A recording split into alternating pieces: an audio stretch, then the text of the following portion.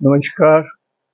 UP Mishra का inside Jharkhand की ओर से, और मैं अपने आवाज से ही बोल रहा हूँ। गुरु के बारे में 2 एपिसोड तो दिया हूँ मैं, लेकिन इसके विषय में इतना बोला जा सकता है, इतना बोला जा सकता है कि मेरा मन ही नहीं भरता है कि क्या बोलूँ या ना बोलूँ। लेकिन फिर भी हमने उस दिन कहा था कुछ वो चीजें दूंगा कि चंद्रमा से 1 में क्या होगा, 2 में क्या होगा, वो जो चाहिए वो वाला भाषा भी मैं आज बता रहा हूँ। तो मैं चाहूंगा कि इसका यदि फोटो ले सकते हैं तो ले लीजिए, इतना दूर का फोटो ले सकते हैं तो ले लीजिए। खास करके जो स्टूडेंट्स हैं, मैं उनकी बात बोल रहा हूँ, जो डायरेक्टली इनडायरेक्टली सीख रहे हैं।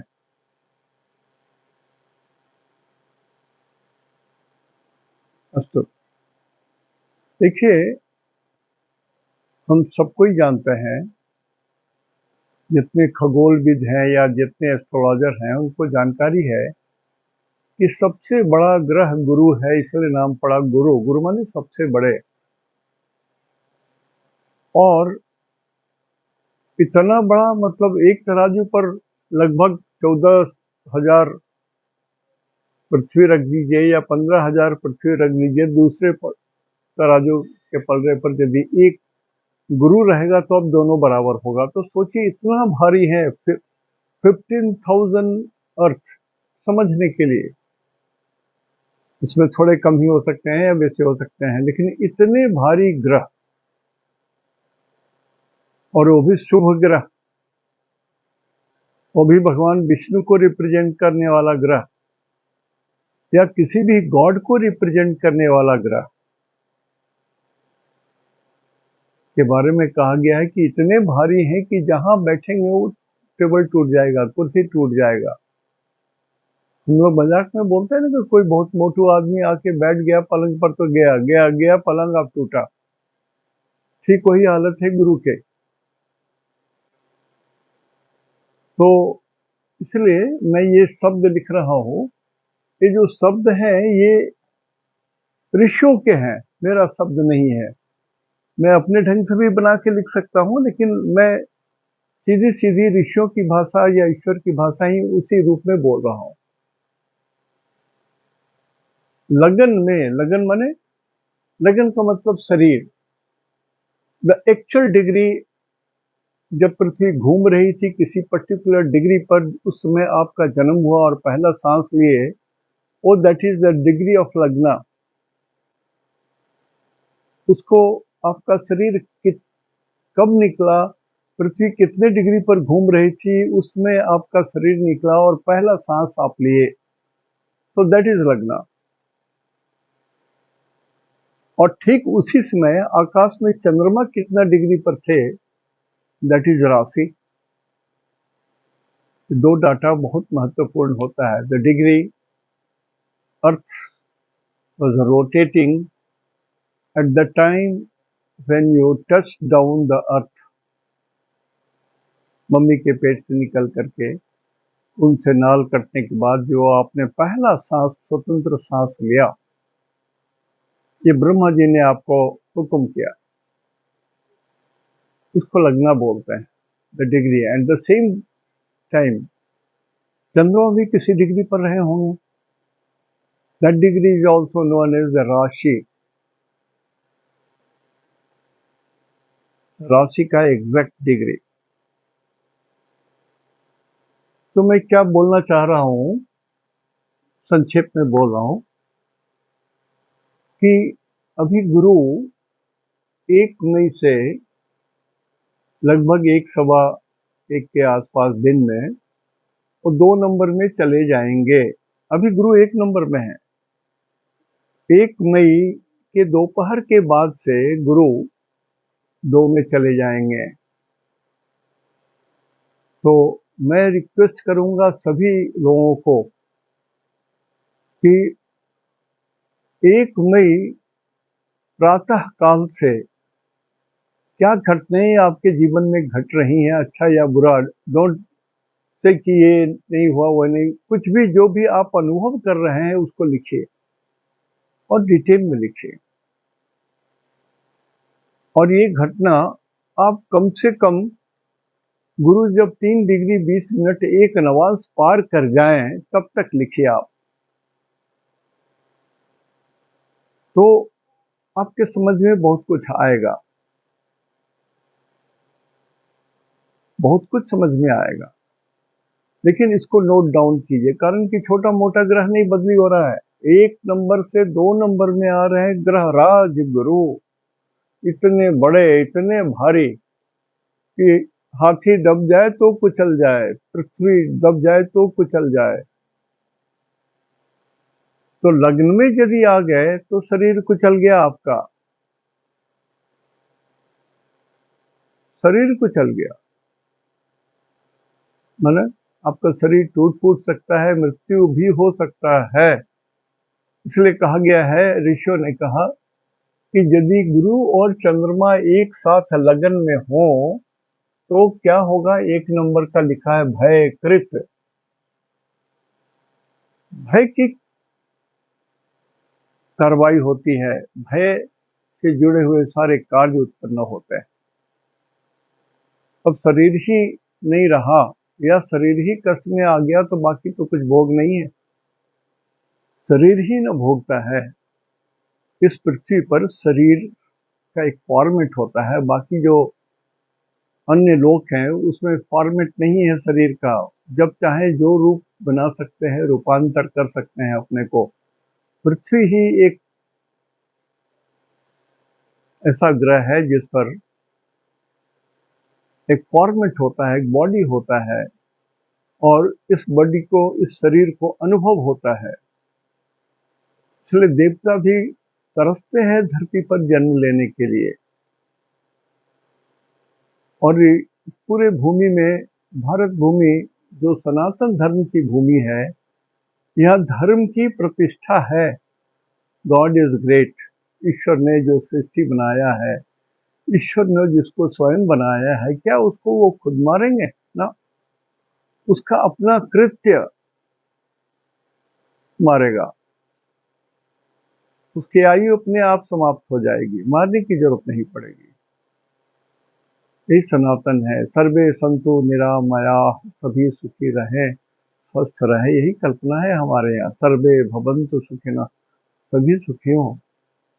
तो जब लग्न में गुरु और चंद्रमा रहे एक साथ तो चंद्रमा को भी दबाएंगे, चंद्रमा भी टूट सकता है। चंद्रमा माने मन, मन टूटा तो आदमी मति छिन्न हो सकता है, एक्सट्रीम केस में आदमी पागल हो सकता है, एक्सट्रीम केस की बात बोल रहा हूं। लेकिन अदरवाइज दिस मैन इज छने रुष्टा छने तुष्टा, अभी खुश है, क्षण भर के बाद गुस्से में हो जाएगा। गज केसरी योग बनने के बाद भी, चंद्रमा गुरु होने के बाद भी भयकृत।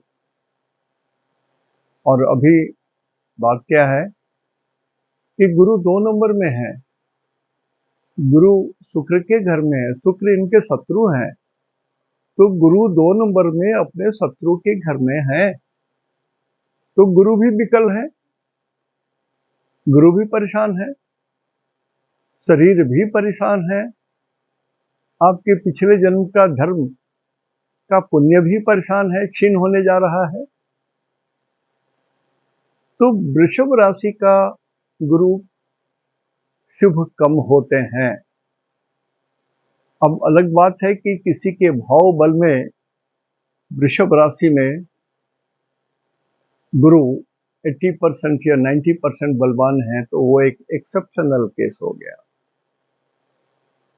या गुरु के ऊपर में बुध और शुक्र की भी दृष्टि पड़ रही है, तो 2 शुभ ग्रहों की दृष्टि ऐसे गुरु पर पड़ रही है, तो गुरु शुभ हो गए, भयकृत नहीं रहेगा।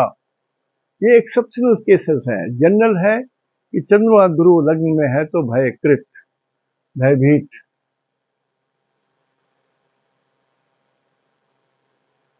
अब चंद्रमा से दूसरे घर में यदि गुरु हैं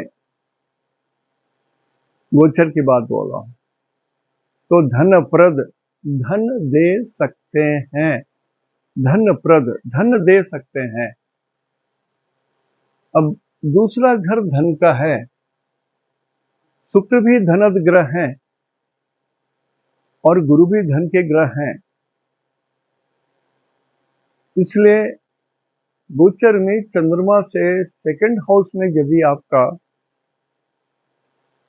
गुरु है, मतलब आपकी यदि मेष राशि है, तो ये कंडीशन उत्पन्न होगा, तो आपको धन मिल सकता है। अब देखिए एक बात और मैं बता रहा हूं, दशा अंतर दशा की बात है। कोई भी भाव,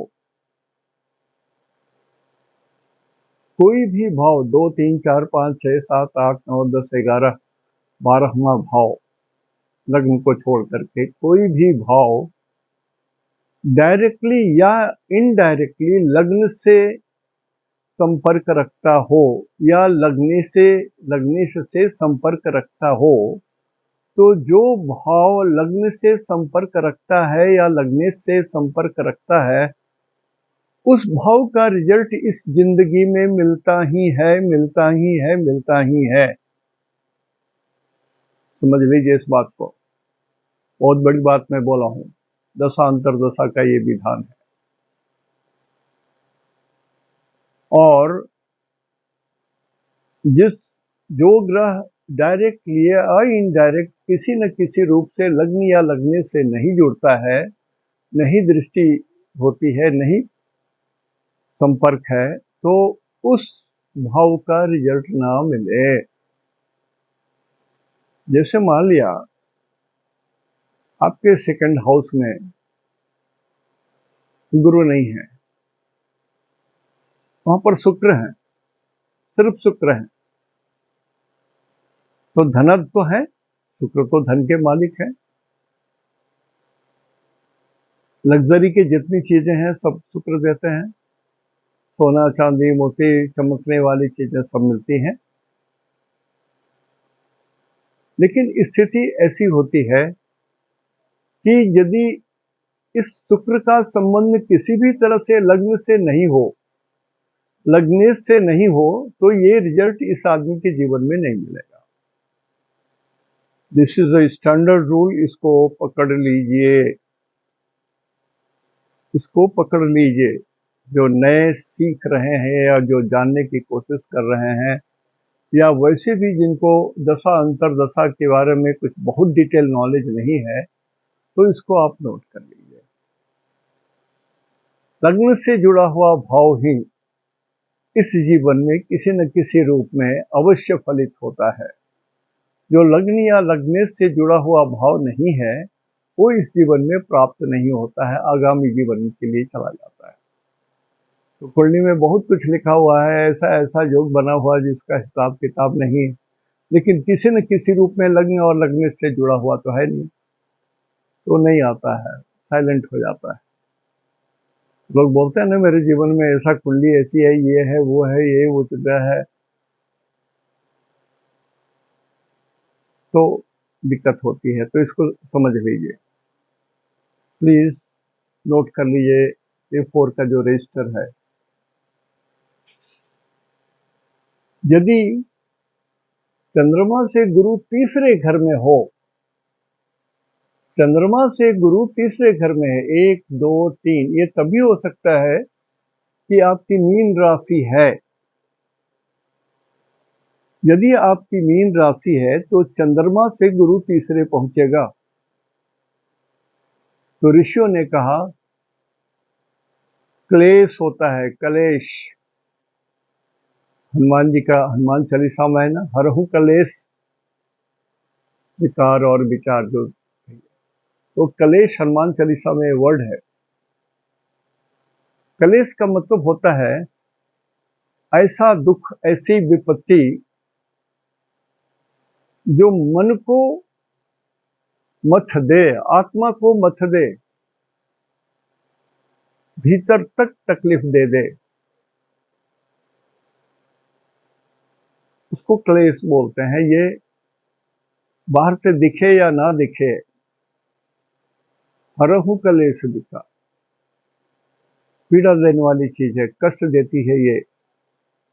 भले आपको नुकसान कुछ नहीं हो रहा है, लेकिन कुछ ऐसे आपके शत्रु हैं, अपने ऐसे मित्र हैं आपके, जो आपको इस तरह से आपके साथ व्यवहार करते हैं, शत्रुतापूर्ण, मूर्खतापूर्ण, जानबूझ करके आपको कष्ट में देने के लिए, आपके परिवार को कष्ट में देने के लिए, उसको बोलते हैं क्लेश कारक। आदमी जो है वो आपको क्लेश देता रहेगा, क्लेश देगा। ये पिछले जन्म के पाप का या निगेटिव कर्म का एक हिस्सा है ये क्लेश।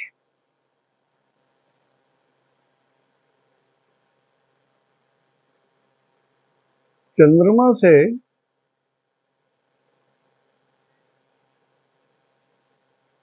चौथे घर में यदि गुरु हो, ये तभी हो सकता है कि जब आप कुंभ राशि के हैं। कुंभ के हैं मतलब चंद्रमा 11 में है, तो 1 2 3 4, तो जनरली चौथे घर को सुख का घर बोलते हैं, माता का घर बोलते हैं। लेकिन ऋषियों ने कहा कि नहीं, यदि चौथे गुरु हो तो धन का नाश होगा। धन नाश, नाश शब्द का उपयोग किया है भगवान ने, ऋषियों ने। धन हानि का नहीं, नाश। आपके सारे धन नाश हो जाएं। जैसे कभी कभी लोग रातों रात अमीर होने के लिए बिजनेस पर उतर जाते हैं, जबकि उनके किस्मत में बिजनेस है नहीं। आपके कुंडली में बुध बली नहीं है, और बुध यदि इनकम हाउस, लग्न को और इन सब को नहीं देख रहे हैं, बुध के ऊपर कोई दो शुभ ग्रहों की दृष्टि नहीं है, तो आप बिजनेस तो नहीं कर सकते हो। तो हानि ऐसा होगा कि धन का नाश हो जाएगा। आपका जो होगा सो होगा, आपके संचित धन, जो पूर्वजों का भी संचित धन है, वो भी नाश हो जाएगा। तो चंद्रमा से चौथे गोचर गुरु शुभ नहीं होते, शुभ नहीं होते।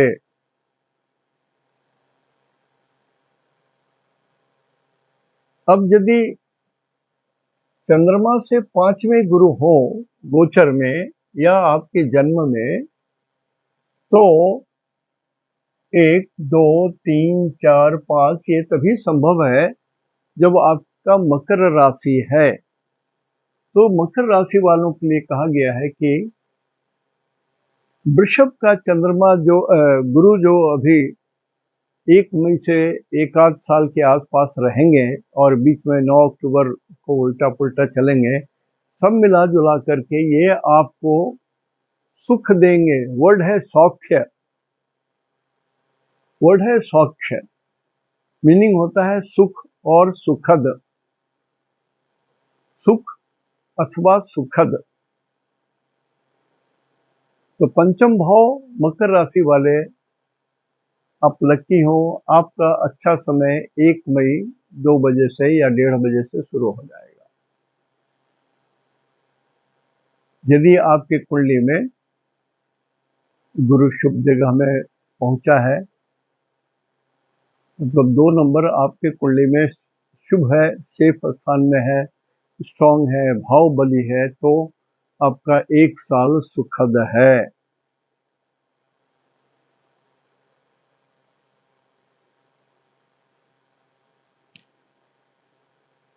चंद्रमा से गुरु यदि छठे हो, चंद्रमा लग्न में कहीं भी, चंद्रमा कहीं भी हो, लग्न में होना जरूरी नहीं है, कहीं भी हो, और वहां से गुरु छठे हो, 1 2 3 4 5 6, मेरे वर्ड को पकड़िए। मैं बोल रहा हूं कि चंद्रमा आपके कुंडली में कहीं भी स्थित है, मतलब यदि आप धनु राशि हैं तो कहीं भी है, 12 नंबर में कहीं भी चंद्रमा है, और वहां से छठे में गुरु है, छठे में गुरु है, तो ऋषियों ने कहा है कि शोक दह, शोक शब्द को उपयोग किया है, दुख नहीं कहा है, दुख दह नहीं किया कहा है, शोक दह, शोक देने वाला। शोक को हिंदी में या बोलचाल की भाषा में या संस्कृत में शोक को डायरेक्टली इनडायरेक्टली मृत्यु से जोड़ते हैं। पितृ शोक हुआ, भ्रातृ शोक हुआ, पत्नी का स्वर्गवास हो गया, वो शोक लग गया। तो ये शब्द मृत्यु से भी जुड़ा हुआ है, लेकिन मृत्यु को ही रिप्रेजेंट करेगा ये नहीं है। लेकिन परिस्थितियां ऐसी हो जाएंगी कि मृत्यु तुल्य कष्ट उत्पन्न हो सकता है।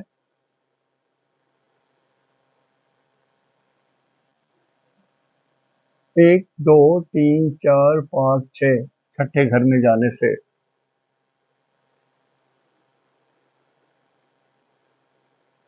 जब गुरु चले गए रोग के घर में, अब इसको मत कहिए कि गुरु वहां चला गया तो उसको क्लीन कर दिया, ये ऐसा कर दिया। गुरु जहां बैठेंगे हर हालत में ये मान के चलिए, स्थान हानि करो गुरु। तो ये मत सोचिएगा कि रोग को ही हटा दिए, रोग भी हट सकता है, लेकिन फिर भी शोक दह। आपके कोई दूर के रिलेशन में होंगे, उनको कुछ उत्पात हो गया, उनके साथ कुछ बात हो गई, भगवान न करे आपके घर में बाल बच्चे सब सुरक्षित रहें, मेरी बात गलत हो जाए, किसी को भी कुछ हो गया तो वो शोक कहलाता है। जो मृत्यु तुल्य हो, मृत्यु ना भी हो तब भी मृत्यु तुल्य के बराबर, मृत्यु के बराबर दुख देने वाली हो, जो बहुत दिनों तक आपके हृदय को पिघला देता रहे, दर्द देता रहे, कष्ट देता रहे, आपकी आत्मा को परेशान करता रहे। तो सातवें में यदि चंद्रमा से सातवें में यदि गुरु हैं, तो ये तभी संभव है जो वृश्चिक राशि के हैं। आप, हमारे डायरेक्टर साहब भी वृश्चिक राशि के हैं। तो 1, 2, 3, 4, 5, 6, 7 वृश्चिक राशि वालों के लिए ये लागू है।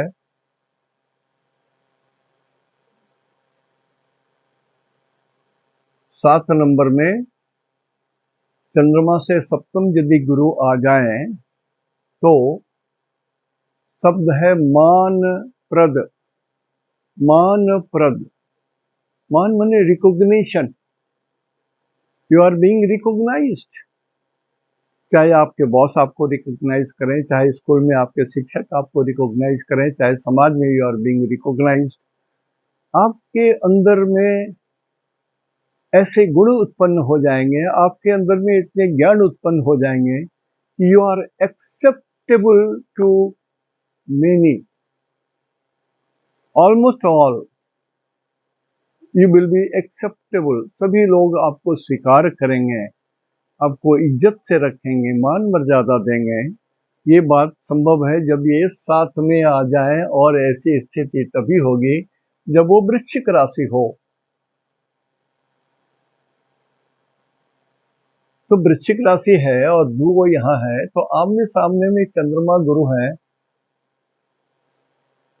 तो यहाँ पर गज केसरी योग का भी फल मिलेगा। मान दह, आपकी मान मर्यादा रुतबा प्रतिष्ठा बढ़ेगी। और यहाँ पर वृश्चिक राशि जो है ये मंगल का घर है।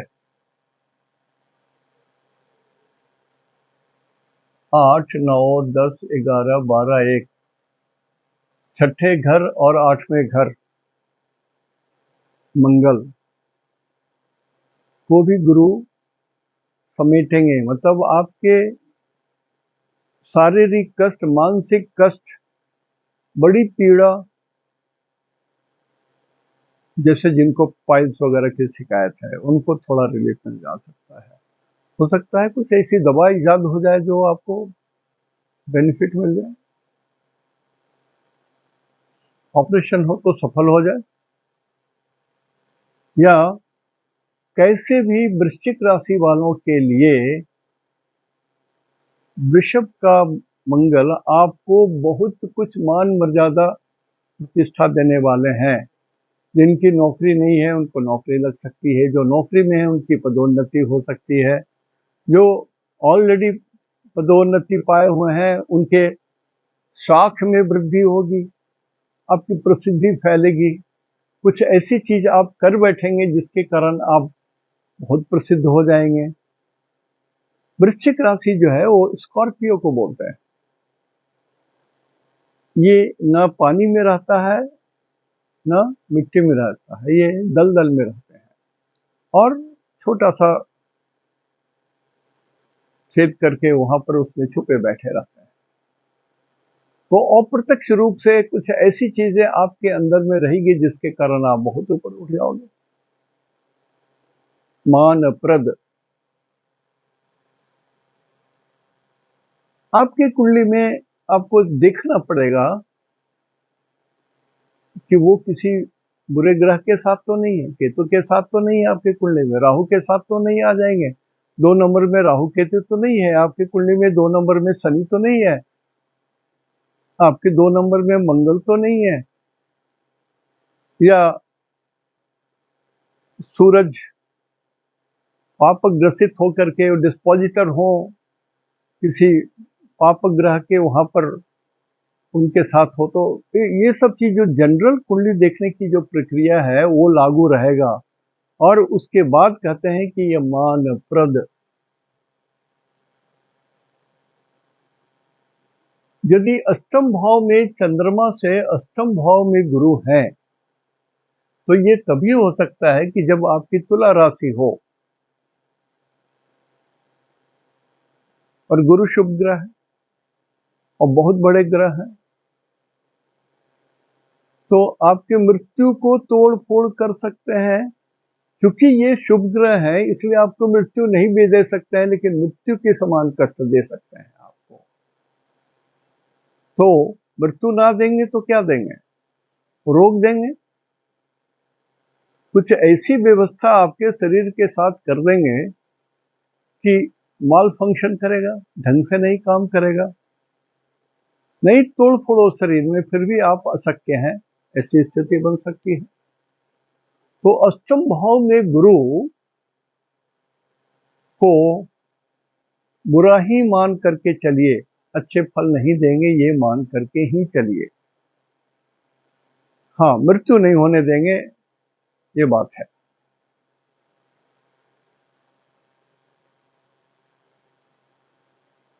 और चंद्रमा से 9th हाउस में गुरु हो तो ये तभी हो सकता है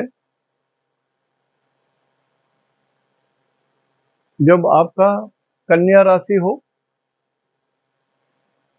2, 3, 4, 5, 6, तो त्रिकोण में आ गए, गुरु चंद्रमा से त्रिकोण में आ गए, लग्न से भी त्रिकोण में ही आ गए, लिहाजा ये 2 बार शुभ हो गए। तो त्रिकोणस्थ गुरु, 9th हाउस के गुरु, आप 5th हाउस में भी देखिए हमने कहा है, और 5th हाउस में भी हमने कहा सुख सौख्य, 5th हाउस भी त्रिकोण है, 9th हाउस भी त्रिकोण है। तो ये आपको सौख्य या सुख या सुखद ये होंगे आपके लिए गुरु। 10 नंबर में यदि गुरु आते हैं, 10 नंबर में गुरु तभी आएंगे जब आपका सिंह राशि है, सिंह राशि हो तभी 10 नंबर में गुरु आएंगे। अभी जो गुरु वृषभ राशि में 1 मई दोपहर से जो आएंगे उस समय की बात बोल रहा हूं, यदि आप सिंह राशि के हैं तभी गुरु 10th हाउस में आएंगे। तो यहां 10th हाउस के गुरु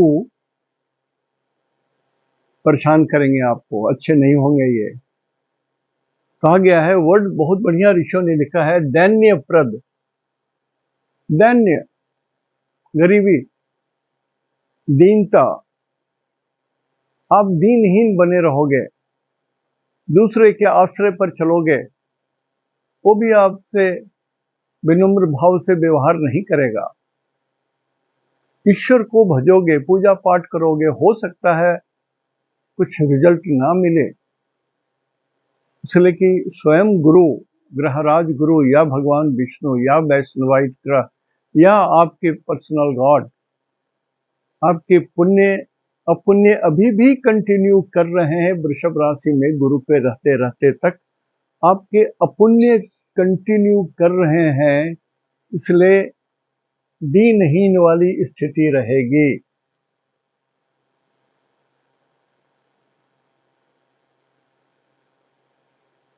विष्णु ने जो लिखा है ना उसको मान के चलिए। हम लोग न भगवान ब्रह्मा ने जो लिखा है या ज्योतिष में जो उन्होंने ईश्वर ने लिखा है, ज्योतिष ऋग्वेद की उत्पत्ति है और ऋग्वेद जो है अपौरुषेय है, किसी पुरुष ने नहीं लिखा है, देवताओं ने। तो ये ईश्वर की वाणी है, ब्रह्मा की वाणी है, ब्रह्मा लेख है, ब्रह्म लेख है ये। तो यदि आपका गुरु 11th हाउस में है तो इसका मतलब है कि आपकी कर्क राशि है। तो यदि आप कर्क राशि के हैं तो गुरु जो 1 मई से लेकर के लगभग 1 साल रहेंगे वृषभ राशि में, लाभ देंगे। लाभ बोलते हैं किसी भी चीज को प्राप्ति करने को लाभ बोलते हैं, और इसका विशेष प्रयोजन होता है, इसका उपयोग होता है धन से, आपकी क्षमता से, आपके मान मर्यादा रुतबा प्रतिष्ठा धन दौलत सारी चीजों में आपकी वृद्धि हो, ये सत्य है। लाभप्रद कब? यदि आपकी कर्क राशि है तो गुरु आपके 11th हाउस में है, तो 11th हाउस को हमेशा हम लोग सबसे खराब ग्रह मानते हैं, ये जान लीजिए। 11th Lord and 11th house, तो गुरु वहां जाएंगे तो उसको ध्वस्त कर देंगे एकदम, उसकी बुराई को। पूरी बुराई खत्म हो गई तो कहा गया है कि जैसे कि आउट ऑफ वेद तुरंत नहीं बोला चाहता था, जैसे कि कोई वेद लग गया, बाम वेद लग गया, तो लोग ऋषियों ने कहा है कि कभी कभी वेद लगा है तो जो बुराई है रुक सकती है और रुकेगी, लेकिन इन एडिशन टू दैट विशेष लाभ भी होगा। तो वेद कारक वाले जो ग्रह हैं वो दुख तो आने नहीं देते हैं लेकिन विशेष लाभ भी दे देते हैं। ठीक उसी तरह से गुरु यदि 11th हाउस में है तो 11th हाउस की जो सारी उपचय की जो सारी बुराइयां हैं उसको ध्वस्त कर देंगे और ये सुखद हो जाएंगे, धनद हो जाएंगे। यहाँ पर धन इसलिए कहा गया है, 11th हाउस बोलते हैं भुजा अर्जित आय को, इसलिए धन की बात यहाँ पर आ गई। भगवान ने और कहीं नहीं लिखा, ऋषियों ने और कहीं नहीं लिखा है धनद लाभप्रद। लाभप्रद लिखा है लेकिन धनद नहीं लिखा है। शब्द की मर्यादा है और शब्दों का अर्थ होता है। और यदि गुरु किसी का चंद्रमा से द्वादश भाव में है तो ये तभी हो सकता है कि जब चंद्रमा मिथुन राशि में हो, या जिनका मिथुन राशि है उनका गुरु 12th हाउस में रहेंगे, द्वादश भाव में रहेंगे। तो ऋषियों ने लिखा है, शब्द दिया है बड़ा पीड़ादायक, पीड़ा, कष्ट नहीं कहा है, दुख नहीं कहा है, पीड़ा। जो ऐसी चीजें, ऐसी घटनाएं जो अंतरतम को बेध देती हैं, आत्मा हिल जाता है, सिहर जाता है, इतनी ये ऐसे कष्ट को पीड़ा बोलते हैं। सब जो है संस्कृत के बड़े मीनिंगफुल शब्द होते हैं। कष्टप्रद बोल सकते थे भगवान, ऋषियों ने कहा नो, पीड़ादायक, ऐसी पीड़ा जो आत्मा तक को छेद दे और बहुत दिनों तक ये पीड़ा इस शरीर को झेलता रहे, कष्ट में रहे और दुख में रहे। हम लोग बोलते भगवान पीड़ा से बचाओ। रक्षा करो, रक्षा करो, रक्षा करो। तो मैं बार बार बोलता हूँ, 3 पूजा चाहिए हर आदमी को। आपके इष्ट देव की पूजा, कुल देवी या कुल देवता की पूजा और नवग्रह की पूजा। ये 3 पूजा it is the barest minimum that a person can do. उसके बाद जो एडिशनल करे तो करे, लेकिन ये 3 पूजा ही आपको बहुत कुछ दे देंगे। आई रिपीट, इष्ट देव की पूजा, 33 करोड़ देवी देवता में who is your personal God? इतनी बड़ी दुनिया में इतने असंख्य असंख्य कोटि मनुष्यों से भरी हुई जो धरती है, उसमें एक ही व्यक्ति मेरे पापा हैं। 2 पापा नहीं हो सकते, एक ही पापा।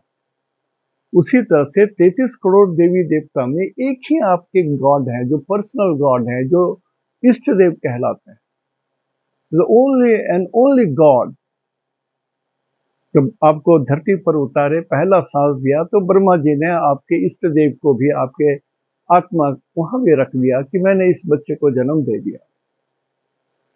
इष्ट देव के पास कहा जाकर के कि मैंने जन्म दे दिया, आप इसके इष्ट देव हो। जब ये पुकारे, जब ये पुकारे तो कृपा जरूर कीजिएगा। ये ब्रह्मा जी ने खुद रिक्वेस्ट किया है सभी नवग्रहों को, और कहा है, रिक्वेस्ट और आदेश के रूप में कहा है कि जब जब आपको कोई प्रार्थना करे तो आप अवश्य उसके लिए फलद हो, फलदायी हो, रक्षा करने के लायक हो। तो आज हमने आपको जो बात कही, वो सिंपल बात कह दी, जो चंद्रमा से एक, चंद्रमा से दूसरे, तीसरे, वो बात जो आप सुनिएगा। और भी जो टीवी में आते हैं, जो लोग बोलते हैं, आप सुन सकते हैं, अच्छी बात है। हर चीज में कोई न कोई ज्ञान तो रहती है, हर पुस्तक में एक न एक ज्ञान तो रहती है, हर व्यक्ति में एक मेधा तो ईश्वर की दी हुई रहती है। अब कुछ लोग जबरदस्ती अनाप शनाप बोलते हैं, लेकिन आप अपने दिमाग से उसको एडजस्ट कीजिए। अब मैं एक बात और बोल रहा हूं कि देखिए, मैं यदि कहूं कि बस हो गया, दिस बता दिया, तो मैं झूठ बोल रहा हूं आपको। मैं आपको झूठ बोल रहा हूं। क्यों? ऐसा नहीं हुआ है अभी। मैं थोड़ा सा इसको मिटा करके आपको बताना चाहता हूं कि ये नहीं हुआ है। मैं जो कहा हूं, इसलिए मैं बराबर बोलता हूं कि राशि फल और नक्षत्र फल और जो भी हम लोग देखते हैं, उसको बहुत ढंग से चेक करने की जरूरत पड़ती है। आप एक ही रूल को ऐसा नहीं कर सकते हैं कि यही सब कुछ है, ऐसा नहीं होता है।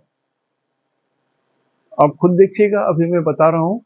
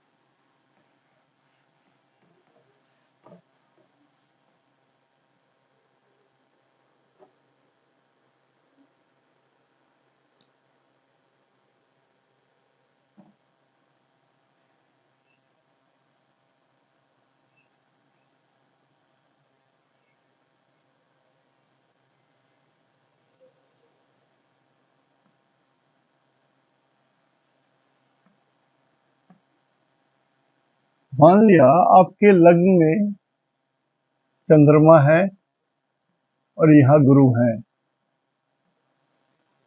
मतलब वृषभ राशि की कुंडली है। तो जितना हमने बताया वो तो भयकृत, चंद्रमा गुरु एक साथ है, लग्न में है तो भयकृत हो गया। लेकिन इस गुरु की 1 2 3 4 5 इसकी पंचम दृष्टि तो यहां पड़ेगी, सप्तम दृष्टि तो यहां पड़ेगी, नवम दृष्टि तो यहां पड़ेगी। तो आपको इसके भी तो रिजल्ट बोलने होंगे। 2 3 4 5 6 7 8 9 और 10। तो गुरु की पांचवी दृष्टि यहां पड़ रही है।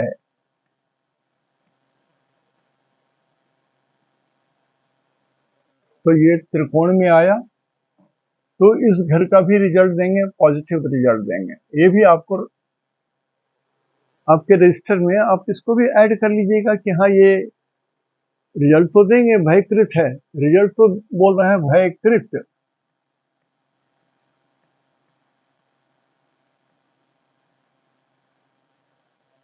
एक गुरु और चंद्रमा यहाँ पर हैं तो रिजल्ट है भयकृत।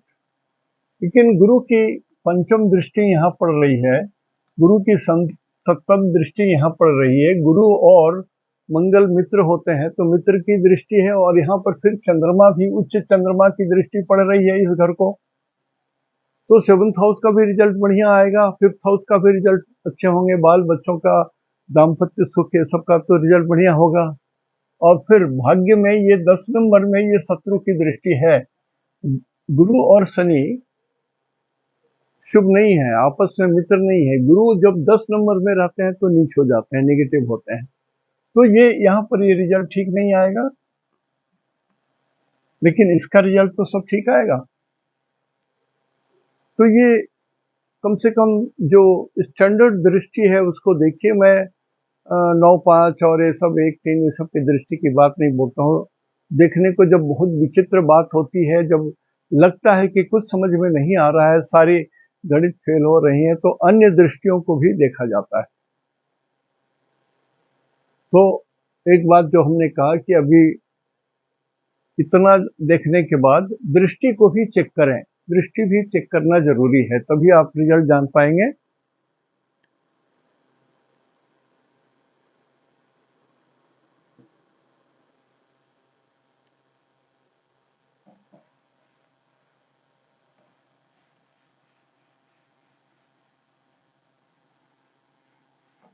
तो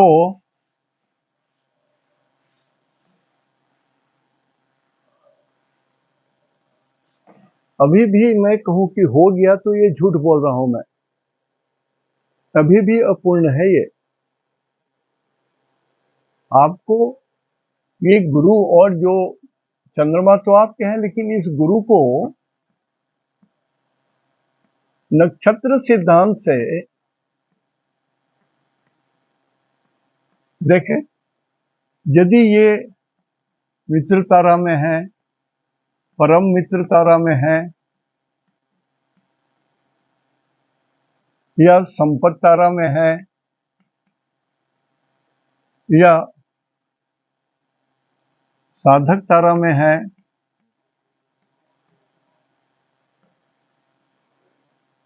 तो नक्षत्र के क्लासिफिकेशन के हिसाब से भी भयकृत होते हुए भी ये गुरु आपके लिए शुभ हैं, ये गुरु आपके लिए शुभ हैं। ये रिजल्ट भी मिलेगा। मैं बराबर बोलता हूं कि कोई रिजल्ट कैंसिल नहीं होता है। जो जो रिजल्ट इसमें आपको दिखाई दे रहा है, सारे रिजल्ट मिलेंगे। ये नहीं कि अच्छा वाला मिला, ये खराब वाला है तो अच्छा वाला खराब वाले को कैंसिल कर देगा, नहीं होता। मंगला मंगली दोष नहीं है ये। तो अब मैं कहूं हो गया, तो अभी मैं बोलूंगा कि मैं झूठ बोल रहा हूं साहब। इसके बाद नहीं, सबसे पहले आपको, जब आपने देखा कि एक साथ गुरु और चंद्रमा यदि वृषभ राशि में है तो भयकृत हैं, तो आपको वेद देखना पड़ेगा।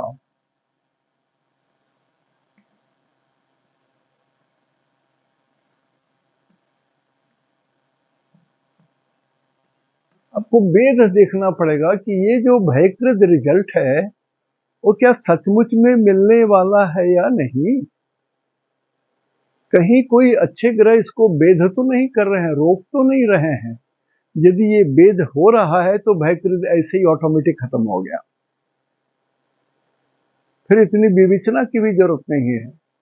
तो वेद देखना गोचर में बहुत जरूरी है। अब दूसरे दिन वेद के बारे में बताऊंगा एग्जाम्पल के साथ। आज यहीं तक। इति शुभम। दो निनाद के जोहार।